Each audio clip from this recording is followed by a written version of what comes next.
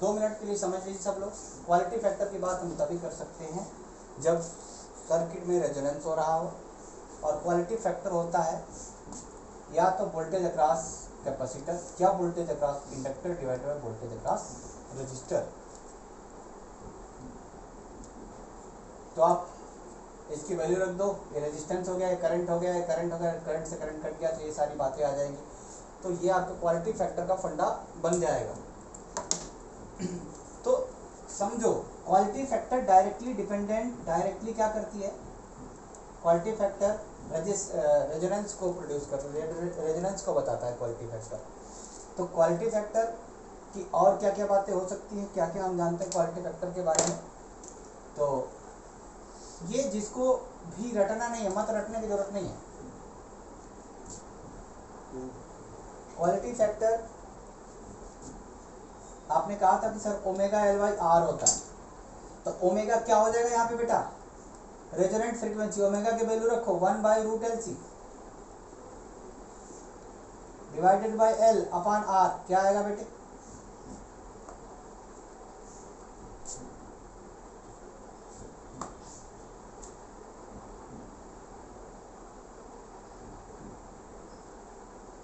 बोलो 1/R L upon C। सही लिख रहा हूं क्या?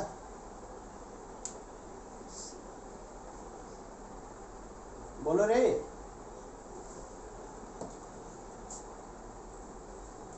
तो मतलब क्वालिटी फैक्टर, देखो मैं क्या कह रहा हूँ, ये कोई नया फार्मूला नहीं, ये कोई जादू नहीं है यार, लेकिन एग्जाम में नहीं पढ़ा रहा हूँ, एग्जाम में ऐसा आ जाएगा तो तुम रोने लगोगे। क्या हो रहा है, कुछ नहीं, क्वालिटी फैक्टर तभी आएगा जब रेजोनेंट होगा, जब रेजोनेंट होगा तो रेजोनेंट फ्रीक्वेंसी होगी, तो उसकी वैल्यू डाल सकते हैं सर, यही रेजोनेंट फ्रीक्वेंसी हमने प्रूव किया था, उसको हमने डाला तो क्वालिटी फैक्टर का नया फार्मूला बन गया। कोई दिक्कत है? अब तुम लोगों को एकदम क्लियर बातें करता हूँ। देखो जिसको भी ये टफ लग रहा है, तो आपका 12th का सिलेबस हो चुका है, ये मैं बस आपको शार्प कर रहा हूँ थोड़ा, ठीक है। ये सीबीएसई लेवल में ज़्यादा नहीं पूछा जाएगा, लेकिन पूछ भी देगा तो क्या दिक्कत है।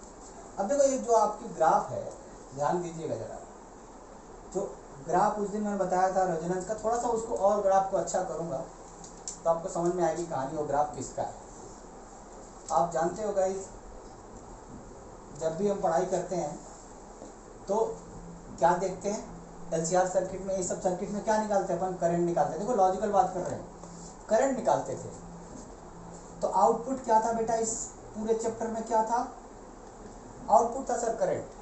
तो ये बेटा इस सर्किट पे जो ऐसे ऐसे दिखाया जाएगा ना, ऐसे ऐसे जो ये एम्पलीट्यूड दिखाया गया था, किसका रहा होगा बेटा, करंट का, क्योंकि आप इनपुट का नहीं दिखा सकते, आप आउटपुट करंट निकाल लो। ध्यान समझो, तो ये जो ग्राफ में हमने ऐसे बनाया था उस दिन, ये किसका ग्राफ रहा होगा गाइस, करंट का रहा होगा। तो अब थोड़ा सा समझ तो आप लोग चुके हो, लेकिन थोड़ा सा और क्लियर करेंगे। तो देखो मान लो यहाँ पे ये करंट का ग्राफ है, किसका ग्राफ, करंट का ग्राफ, ठीक। अब एक करंट का ग्राफ है, और जहाँ पे सपोज थोड़ा सा और ऐसे कर देता हूँ, और इसका नाम मैंने रख दिया ओमेगा नॉट, तुमको समझाना चाहता हूँ मैं। तो ये ओमेगा नॉट क्या होगी बेटा, रेजोनेंट फ्रीक्वेंसी। इधर कितना मैंने बताया था आप लोगों को, सर डेल्टा ओमेगा आपने कहा था, और इधर भी आपने डेल्टा ओमेगा ही बोला था, ओके। तो ये पूरी बैंडविड्थ होती थी, एकदम क्लियर है, किसी को दिक्कत नहीं है। ध्यान से समझना, यदि मैं इस फ्रीक्वेंसी को लिख दूं, डरना नहीं, थोड़ा इस फ्रीक्वेंसी को मैं इस एक्सिस पे क्या देखा जाएगा बेटा, ओमेगा फ्रीक्वेंसी, इस एक्सिस को मैं इसको लिख दूं ओमेगा 1, और इसको मैं लिख दूं एग्जैक्टली ओमेगा 2। तो omega 1 is equal to what, omega 1 is equal to sir omega nought में से डेल्टा ओमेगा घटा दीजिए, और omega 2 is equal to what, omega nought में डेल्टा ओमेगा जोड़ दीजिए। यही बात मैंने समझाने की कोशिश की थी, बट कोई बात नहीं बेटा, इस सीबीएसई लेवल में ज़्यादा वो नहीं है, लेकिन पूरी बात तो समझ लीजिए। एक्चुअली पढ़ाना टीचर को ऐसे चाहिए कि समझ में आए बच्चों को। तो ये ओमेगा नॉट थोड़ा सा पहले वाली, ओमेगा 1 थोड़ा सा पहले वाली है, और ओमेगा नॉट थोड़ा सा बाद, ओमेगा 2 थोड़ा सा बाद वाली है। फ्रीक्वेंसी। कोई दिक्कत की बात नहीं है, समझ में सब आएगा। देखो बेटा मैंने कहा था कि जब भी रेजोनेंस होगा तो ऐसे बंदों में रेजोनेंस होगा जिनकी फ्रीक्वेंसी अप्रॉक्सीमेटली क्या होती है, बराबर, वेरी क्लोज फ्रीक्वेंसी का। ये 11th क्लास में पता होना चाहिए था कि जब भी रेजोनेंस होगा तो दो ऐसे बंदों में होगा जिनकी फ्रीक्वेंसी आपस में बहुत ही ज़्यादा क्लोज होगी। तो मतलब ओमेगा 1 और ओमेगा 2 में बहुत ज़्यादा का डिफरेंस नहीं है। क्लियर? ये डेल्टा ओमेगा की वैल्यू बहुत ही कम है और डेल्टा इधर भी कम है। पता समझने की जरूरत है आपको। वेरी क्लोज फ्रीक्वेंसी नहीं होगी तो रेजोनेंस होगा नहीं, कभी मैच ही नहीं करेंगे आते जाते। तो ये कहानी है। अब आप एनसीईआरटी का अपना जो ग्राफ है, एनसीईआरटी का ग्राफ आप खोलो और आपको एकदम फील करा दूंगा कि एक्चुअली ये ग्राफ क्यों बनाया गया। देखिए ध्यान से समझिएगा, इस एक्सिस पे आई है और आप मेरी बात तो सुनिएगा। मैंने कहा था जब रेजोनेंस होगा तो यहाँ पे रेजोनेंस हो रहा है, तो जब रेजोनेंस होगा तो रेजिस्टेंस कितना होगा गाइस, मिनिमम होगा कि नहीं होगा। मैंने बताया था जेड क्या होगा, मिनिमम। कब, जब सर रेजोनेंस होगा। तो जहाँ रेजोनेंस है सर वहाँ पे करंट क्या होगा सर, वो वहाँ पे करंट होगा मैक्सिमम गाइस। अरे सर कमाल बोल दिया आपने तो, अरे वाह, क्या बात आपको समझ में आई है। मैक्सिमम करंट होगा जब रेजोनेंस होगा, क्योंकि उस वक्त रेजिस्टेंस सबसे कम होगा, तो सर्किट में करंट आई की वैल्यू सबसे ज़्यादा होगी। क्या आपको ये बात समझ में आई है? ठीक है, तो आई की मैक्सिमम वैल्यू आ गई। अब ध्यान दीजिएगा एक बात और, अब यहाँ पे देखिए आप लोग, जरा ध्यान से देखिएगा आप लोग, कोई दिक्कत की बात नहीं। अच्छा, दो ग्राफ बने तो दो ग्राफ में पता क्या है, इसमें बोला है किसका रेजोनेंस ज़्यादा है, तो आप बोलोगे शार्प रेजोनेंस इसका है, जिसका एम्पलीट्यूड ज़्यादा होता पता है। तो ये दूसरे ग्राफ का कोई मतलब ये जो सेकंड वाला ग्राफ है इसका कोई ब्लैक वाले का कोई मतलब नहीं है गाइस। अब मान लीजिए कि यहाँ पे ओमेगा 1 जो आपके पास था, ओमेगा 1 और यहाँ पे ओमेगा 2। ध्यान दीजिएगा जरा, मैं ऐसे ऐसे ऐसे करूँगा ये, ठीक है। जहाँ भी ये टच करेगा, थोड़ा ग्राफ, ये मैं ओमेगा 1 थोड़ा सा ग्राफ को ऐसे बना देता हूँ और इसको भी थोड़ा सा मैं आपको समझ में जिससे आए ऐसे बना देता हूँ। ये जहाँ भी ये चेष्टा बेटा तेरे लिए जरा ध्यान से समझना है। दिस इज ओमेगा 2, ये ओमेगा 2 है और जहाँ भी ये टच कर रहा है बेटा, एक ही पे टच करेगा, जितना ये इतना, जहाँ भी ये टच करेगा, ये ध्यान से समझना चेष्टा, ये क्या होगा पता आपको, ये कौन सा करंट होगा, this current is I maximum, मतलब आई नॉट डिवाइडेड बाय √2, क्योंकि ये एवरेज करंट होगा गाइस। क्यों? ध्यान से सुनिएगा, ध्यान से सुनिएगा, ध्यान सुनिएगा। जब ये ओमेगा 1 फ्रीक्वेंसी और ओमेगा 2 फ्रीक्वेंसी है, देख रहे हो कि जैसे ही हम फ्रीक्वेंसी थोड़ी सी इधर बढ़ा रहे हैं तो सर रेजोनेंस क्या हो रहा है, तुरंत गिर जा रहा है। तो ये चेष्टा बेटा याद रखना है, ये नॉर्मल करंट है सर्किट में, क्योंकि मैक्सिमम करंट तो एक कंडीशनल है। उसके बाद क्या होगा, इसकी जो एवरेज वैल्यू जाएगी और sin 45, तो एवरेज वैल्यू 1/√2। मैंने कहा था मैक्सिमम और एवरेज में क्या होगा रिलेशन, 1/√2 का रिलेशन होगा। तो बेटा यदि ओमेगा नॉट के इधर या उधर करोगे तो करंट क्या होगा बेटा, तुरंत उसका ग्राफ गिर जाएगा करंट का और वो एवरेज पे पहुंच जाएगा। उसके बाद कहीं भी जाओगे तो एवरेज पे रहेगा, सिर्फ ओमेगा नॉट पिक होगा, इसके बाद एवरेज पे रहेगा। तो इसकी वैल्यू एवरेज I0/√2 रहेगी। ये बात समझ में आपको आई है या नहीं? देखो एक और बात समझाता हूँ, कोई दिक्कत की बात नहीं। ओके, देखो अब मैं ये बता दूंगा आपको कि ये ग्राफ जो है ये ऐसा हुआ बड़ा, फिर जाने के बाद थोड़ी देर बाद गिर रहा है, ऐसा क्यों हो रहा है? देखो मान लो, सोचो पहले रेजिस्टेंस रहा होगा R और XC और XL रहे होंगे। मान लो सपोज XC ज़्यादा है, ठीक है। जब XC ज़्यादा होगा और XL कम होगा तब भी उसका रिजल्टेंट करोगे तो कुछ आएगा, उसका स्क्वायर करोगे तो कुछ आएगा, रेजिस्टेंस तो कुछ रहेगा। तो रेजोनेंस से पहले रेजिस्टेंस क्या होगा, ज़्यादा, तो करंट क्या होगा, कम। रेजोनेंस पे रेजिस्टेंस क्या होगा, सबसे कम। रेजोनेंस से बाद जाओगे तो क्या, मान लो फ्यूज, मेरी बात समझो, मान लो इधर XC ज़्यादा था और एक्सेल कम था तो इसका रिजल्टेंट क्या आएगा, कुछ आएगा सर, फिर भी रेजिस्टेंस तो सर बढ़ जाएगा। Okay sir. अब इधर वाले केस में देखोगे तो मान लो कि एक्सेल ज़्यादा होगा और एक्सी कम होगा, फिर भी रिजल्टेंट कुछ तो आएगा सर। मतलब पहले जो रेजिस्टेंस था इस केसेस में रेजिस्टेंस जो था एक्सी और एक्सेल का गैप, उसकी वजह से रेजोनेंस से पहले ये बराबर नहीं थे तो रेजिस्टेंस की वैल्यू दोनों केस में ज़्यादा थी, और जब रेजिस्टेंस की वैल्यू ज़्यादा थी तो पहले इधर करंट कम था, जब रेजिस्टेंस की वैल्यू मिनिमम हुई तो सबसे मैक्सिमम हुआ, इसके बाद इधर आने के बाद फिर से रेजिस्टेंस की वैल्यू क्या हो गई, ज़्यादा हो गई। क्या बात समझ में आई है?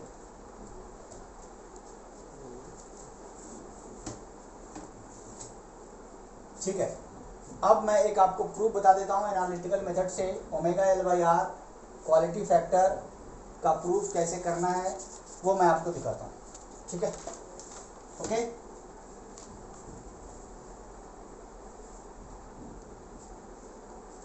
देखिए चलते हैं देखते हैं। मान लीजिए सर्किट में ये कौन सा सर्किट के बारे में पढ़ रहे हैं हम लोग पीयूष?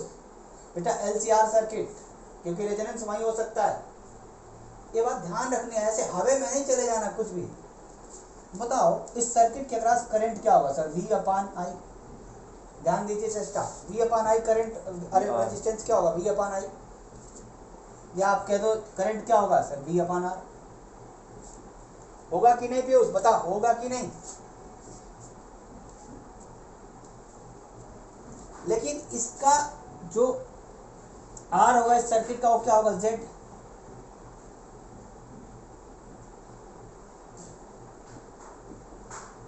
ठीक है ना? अब देखिए क्या हुआ, ये कौन सा करंट है मुझे नहीं पता, लेकिन करंट है। लेकिन बताओ कि वही करंट ये हो जाएगा,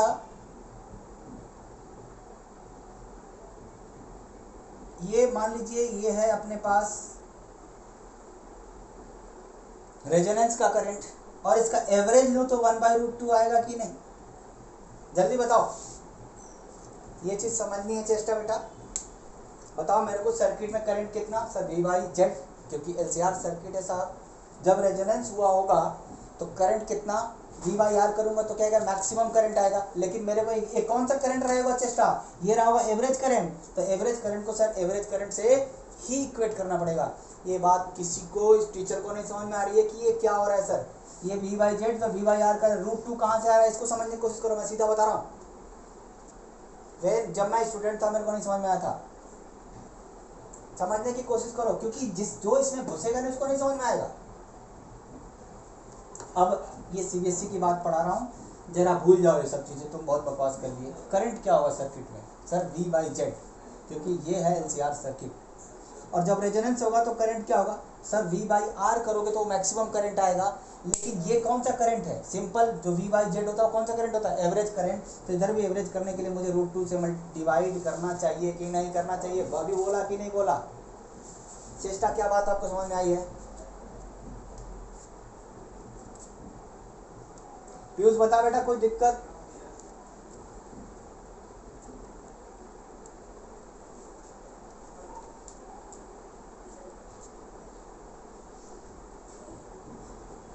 थप्पड़ मार दूंगा, अभी थप्पड़ मार दूंगा, ठीक ना? अपने से क्यों डालते हो यार? तुम लोग बकवास कर रहे हो, मैं क्या बोल रहा हूँ सुन ही नहीं रहे तुम। ये बार बार बोल रहा हूँ कि नहीं बोल रहा हूँ? ये V/R कब होगा? LCR सर्किट में R रेजिस्टेंस कब होगा?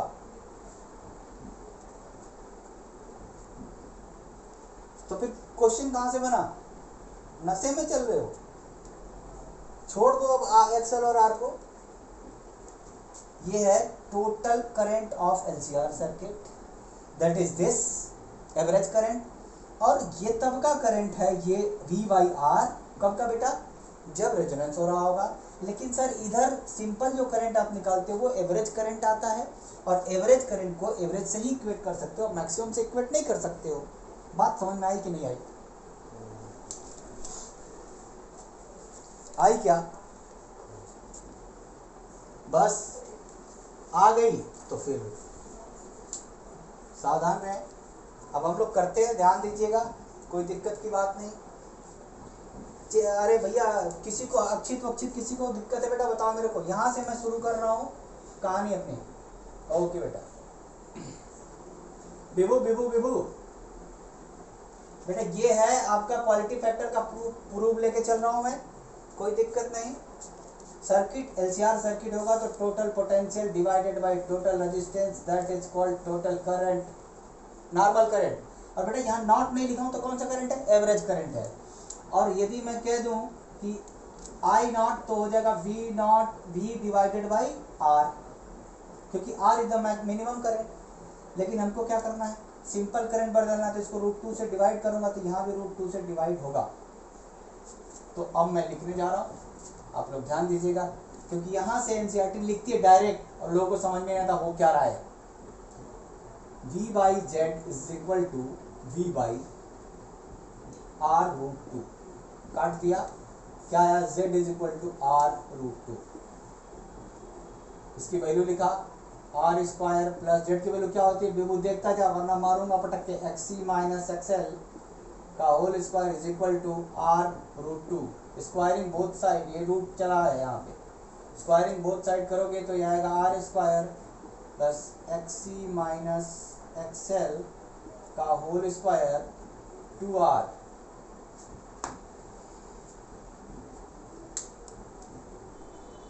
तेरी मेरी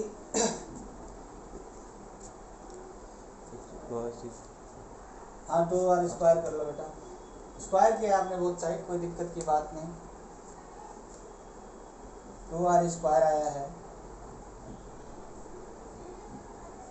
कोई दिक्कत की बात नहीं, कोई समस्या नहीं। अब देखो ये चीज बेबू को समझ में आनी चाहिए, नहीं समझोगे तो भैया मैं आप मार मोड़ दूंगा, झाड़ उड़ दे दूंगा, कोई फायदा नहीं होगा। कमेडी मत करो। इधर देखो R square is equal to, यहाँ पे रहोगे तो समझ में आएगा। अब कहीं और ही रहोगे तो मैं क्या करूँ? XL को अब क्या लिख सकते हो? Omega L। ठीक है गाइस, ध्यान से समझना, ये रेजोनेंस की कहानी चल रही है, अभी नहीं चल रही कि चल रही है सर। इसमें तो नॉर्मल करंट था सर। इधर देखो, इसको क्या लिख सकते हो? 1/ωc। तो मैं यहाँ पे ये रेजोनेंट वाला नहीं लिख रहा हूँ, ठीक है? का स्क्वायर, बताओ किसी को दिक्कत है? कोई 2R स्क्वायर, कोई किसी को दिक्कत है? पीयूष इस R को इधर ले जाऊंगा तो माइनस हो जाएगा, तो ये उधर ले गए बेटा। देखो बहुत ही आसान है, लेकिन आप घर पे रिवाइज नहीं करोगे, आप टीचर का दोष दोगे। ये आ गया R स्क्वायर। अब omega L minus 1/ωc is equal to क्या आ जाएगा? प्लस माइनस R आ जाएगा, क्योंकि हमने स्क्वायर रूट ले लिया। ये इस तरह से तुमको कोई पढ़ा देना, एनसीईआरटी चाहे कोई भी पढ़ा दे तो बताओ, बात वही होगी, लेकिन लॉजिक समझोगे।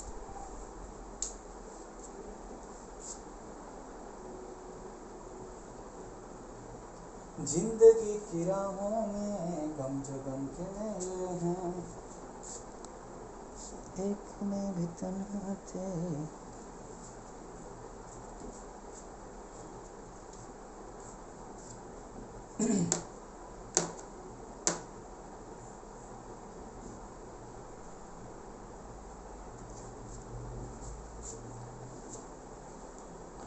हाँ बेटा बोलो।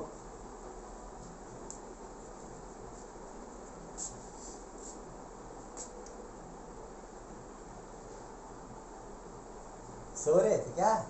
बहुत पिटोगे, बहुत पिटोगे, बहुत पिटोगे। इधर देखो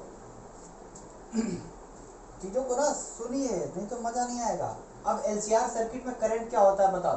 करंट क्या होता है एलसीआर सर्किट में? सर V बाई जेड, क्योंकि एलसीआर का रेजिस्टेंस जेड होता है। ये तो ठीक है सर, कोई दिक्कत इसमें? अब यहाँ पे मैं कह रहा हूं कि जब उसी एलसीआर में जब रेजोनेंस हो रहा होगा तो करंट क्या रहा होगा? सिंपल चल रहा होगा V by R, that is maximum. लेकिन मैं किससे इक्वेट करना चाहता हूँ? एवरेज करंट से। तो मुझे √2 से मैक्सिमम को √2 से डिवाइड करना पड़ेगा कि नहीं करना पड़ेगा?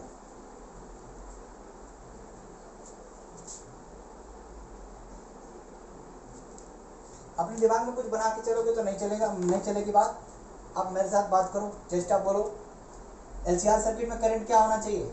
करंट मैं ऐसे ही लिखता हूँ, इसका मतलब क्या होता है एवरेज करंट, मैंने मैक्सिमम नहीं लिखा है। तो ये कौन सा करंट होगा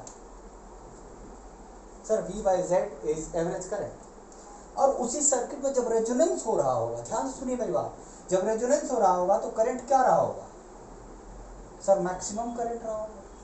और वो मैक्सिमम करंट रहा होगा V बाई वही potential upon simple R. Okay, लेकिन मैं किससे इक्वेट करना चाहता हूँ, मैं I से, तो मैं इसको I बनाना चाहूंगा, तो जो भी मैक्सिमम डिवाइडेड बाय √2 का है, करेंगे कि नहीं करेंगे चेष्टा, कहाँ गई? ओके ओके, ध्यान से, आपने सुना नहीं था, हमने पहले भी बोला था बेटा, कोई बात नहीं। तो यहाँ पे अपन लोग स्टेप चला एकदम बिल्कुल एकदम कलाकारी, कोई दिक्कत की बात नहीं, यहाँ पे हम पहुँच चुके हैं। ठीक है, अब ध्यान दीजिएगा, यदि मैं यहाँ पे 1 रख दूँ, क्या रख दूँ, ओमेगा 1, याद आ रहा है किसको किसको, क्योंकि ये ओमेगा इस समय कोई भी फ्रीक्वेंसी हो सकती है, तो मैं ओमेगा 1 रख रहा हूँ, ध्यान दीजिएगा, एल रख रहा हूँ 1 अपान ओमेगा 1 सी लिख रहा हूँ इज इक्वल टू, चेष्टा बेटा ध्यान देना।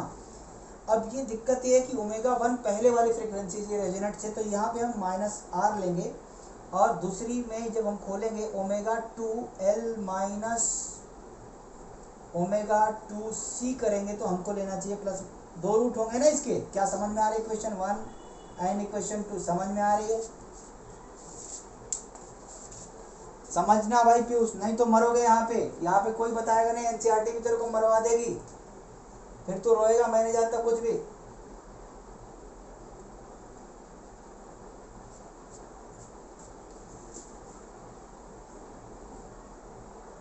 दो रूट आपके दिख रहे हैं,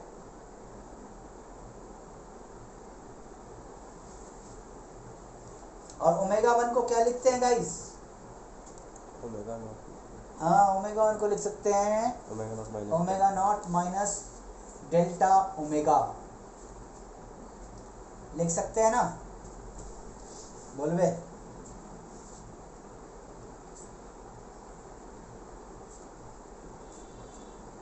हाँ तो मर जा ना,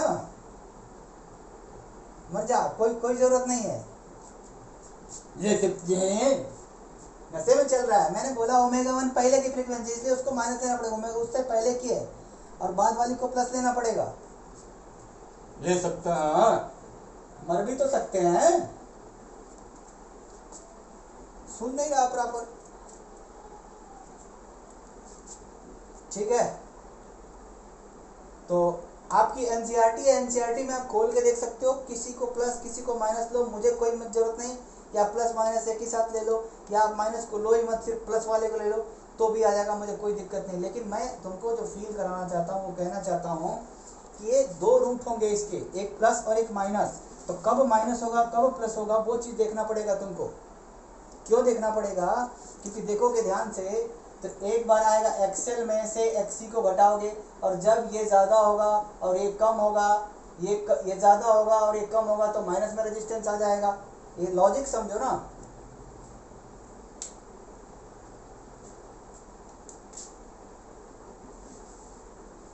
कोई दिक्कत नहीं है मेरे को, तो एक माइनस और एक प्लस होगा।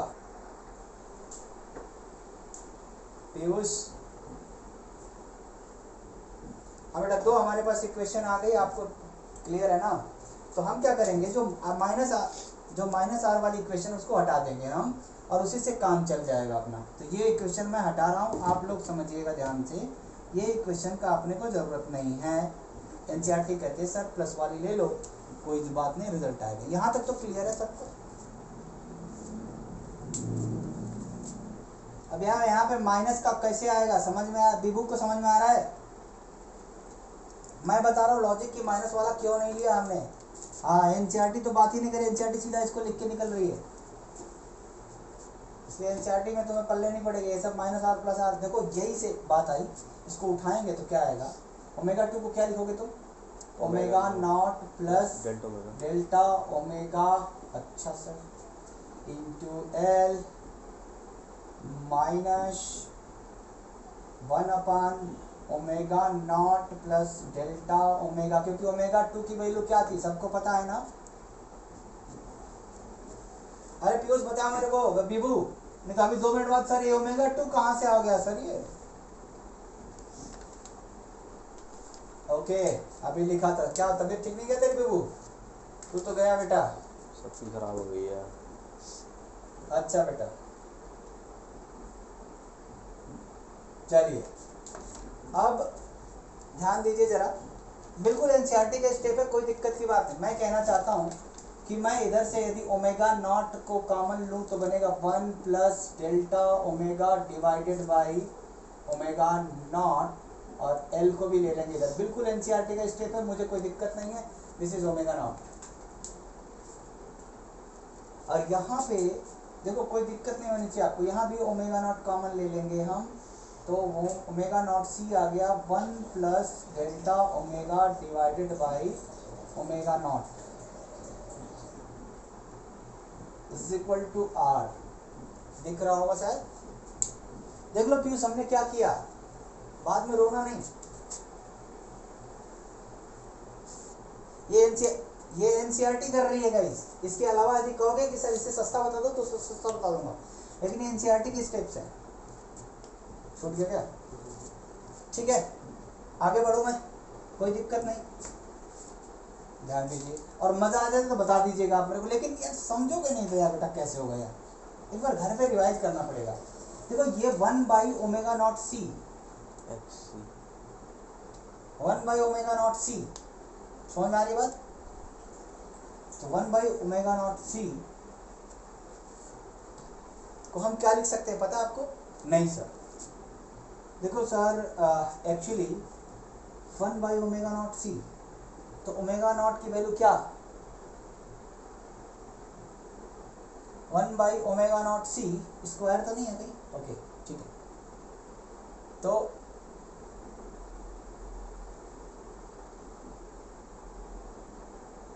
ठीक है आपके बुक में पढ़ा हुआ है, आप देख सकते हैं चाहें तो, कोई दिक्कत की बात नहीं, कोई हर्ज नहीं, कोई समस्या नहीं। तो जब रेजोनेंस होगा जब रेजोनेंस होगा तो देखो ये अब नॉट नॉट लिख दिया मैंने, क्या लिखा है? नॉट। तो रेजोनेंस होगा तो आप समझ सकते हो कि XC is equal to XL, मतलब omega L is equal to 1 upon omega naught C. Piyush समझ में आ रही बात? तो ये चूंकि ओमेगा L है तो यहाँ भी हम ओमेगा लाना चाहेंगे जिससे कि आराम से हो जाए, तो 1 अपान ओमेगा नॉट सी को हम लिख सकते हैं ओमेगा नॉट L। क्या बात? ये एनसीईआरटी जो कहते हैं वो मैं कह देता हूँ, तुमको समझ में आ जाएगी बात, नहीं तो उसके अलावा मेरे पास बहुत शॉर्टकट्स हैं। ये इसको क्या लिखूंगा? तो मैं लिखूंगा omega nought L 1 plus delta omega divided by omega not plus omega nought L 1 plus delta omega divided by omega nought, सही है sir, is equal to R. अरे वाह कमाल कर दिया सर, तो इधर भी ओमेगा नॉट है। ये बात समझ में आई क्या? हमने यहाँ पे क्या किया है, लिखा है बेटा ओमेगा नॉट एल को लिखा है मैंने 1 अपान ओमेगा नॉट सी, क्योंकि ये क्या होगा XC is equal to XL। Resonance की कंडीशन थी साहब, हमने कर दिया काम।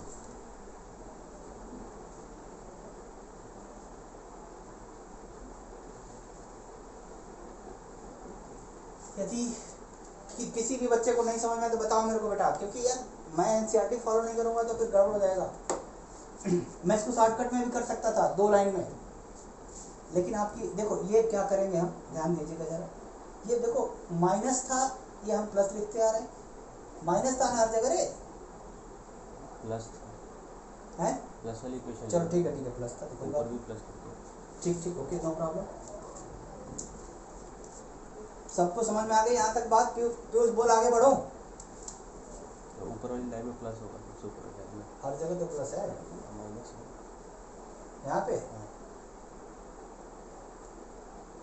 ये तो माइनस था ना, ये हर जगह माइनस था, ये हर जगह माइनस है।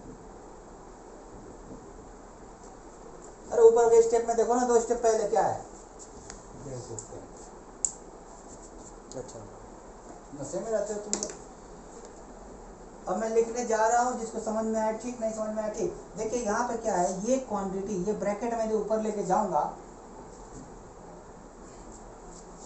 ये किसी को नहीं समझ में आया, मुझे पता है चेष्टा को शायद समझ में आया है, और ये 11th क्लास की बात है और मैंने पढ़ाया भी है ग्रेविटेशन में, लेकिन तुम लोग, हाँ राधिका को भी समझ में शायद आ जाए, ये आ गया।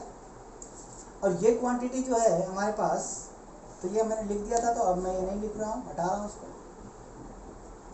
ये क्वांटिटी माइनस आ गई, ओमेगा नॉट एल आ गई, और ये क्वांटिटी आ गई 1 प्लस, गधों के लिए थोड़ा लिख देता हूँ, गधे डरते बहुत खतरनाक भी तो होते हैं, -1 पावर आ जाएगा, ये आर आ जाएगा।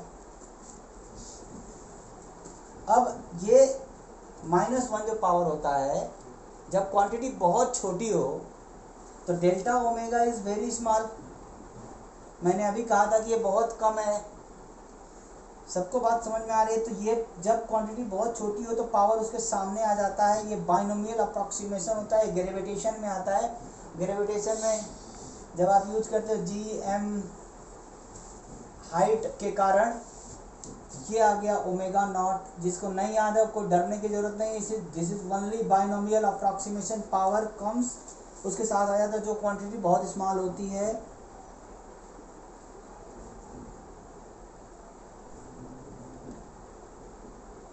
पावर इसके सामने आ गया, और पीबू को यहाँ से बात समझ में आ गई। पीबू बोल बेटा, इट इज ओनली कैलकुलेशन, मैं कुछ कर थोड़ी रहा हूँ यार, बताओ क्या दिक्कत है आपको, सब समझ में आया है, लेकिन रिवाइज नहीं करोगे तो आपका जहर खा लोगे, आप बता रहा हूँ मैं। अब देखो पीयूष क्या होगा, ध्यान दोगे ना बेटा, तो ओमेगा नॉट एल दोनों में कॉमन जाएगा, ब्रैकेट में आएगा 1 plus delta omega divided by omega nought. आगे बढ़ते जाते, प्लस नहीं माइनस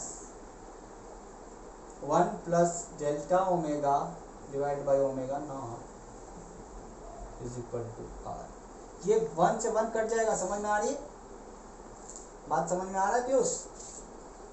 मैंने इसमें माइनस मल्टीप्लाई किया, ये सब भी नहीं होगा तो मैं मार दूंगा, बता रहा हूँ। ये क्या आया, ओमेगा नॉट एल, ये क्वांटिटी हट जाएगी, आएगी 2 delta omega upon omega nought is equal to R. क्या बात कर दिया सर आपने, देख लिया, चेष्टा आ गया, कमाल हो गया, कमाल हो गया, आ गया तो ये तो आ ही गया, आगे आना ही पास को। किसी के दिल की मायूसी जिधर से हो के गुजरी है, तुम बेवकूफों। बहुत आसान, बहुत आसान। अब मैं ये स्टेप मिटाने वाला हूँ, जिसको नोट करना है तो कर लो बेटा, वरना मैं गायब करने वाला हूँ। देखिए बेटा, ये क्या आ गया आपका, ध्यान से समझोगे आप लोग तो क्वालिटी फैक्टर क्या होता था, omega nought L by R. अच्छा सर, ये बात, आइए आइए इसको आर को नीचे ले जाइए, इन बंदों को इधर ले आइए, तो क्या यहाँ से बन रहा है अपना, इस इक्वेशन से omega nought L by R is equal to omega upon 2 delta omega. अरे वाह सर, कमाल है। और दैट बिकम्स क्वालिटी फैक्टर, मतलब क्वालिटी फैक्टर ये भी हो सकता है और ये भी हो सकता है, इसीलिए क्वालिटी फैक्टर बैंडविड्थ बढ़ाने पे घटता है।